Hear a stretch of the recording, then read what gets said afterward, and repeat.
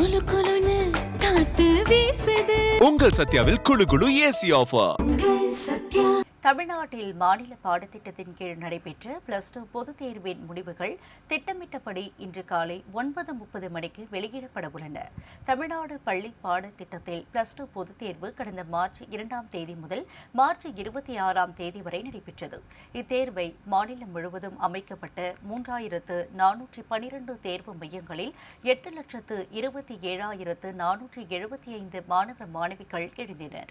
இவர்களின் விடைத்தாள் மதிப்பீட்டு பணிகள் ஏப்ரல் 6 முதல் ஏப்ரல் 20 வரை தமிழகம் முழுவதும் 150க்கும் மேற்பட்ட மையங்களில் நடைபெற்றது.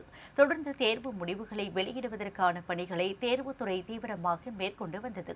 இதற்கிடையே தமிழ்நாட்டில் புதிய அரசு அமைவதில் தாமதம் ஏற்படுவதாலும் தேர்வு முடிவுகளுக்கான ஒப்புதல் பெறாததாலும் ஏற்கனவே அறிவித்தபடி மே 8ஆம் தேதி தேர்வு முடிவு வெளியாகுமா என்ற எதிர்பார்ப்பு நிலவியது. மேலும் நிர்வாக காரணங்களால் இந்த முடிவுகளை வெளியிடும் தேதி தள்ளி போகலாம் என்றும் கூறப்பட்டது.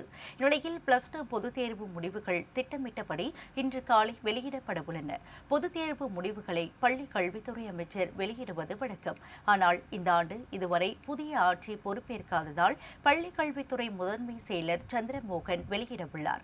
மாணவர்கள் தங்களுக்கான தேர்வு முடிவுகளை பிரத்யேக இணையதள முகவரிகளில் பிறந்த தேதி, பதிவெண் ஆகியவற்றை பதிவு செய்து அறிந்து கொள்ளலாம்.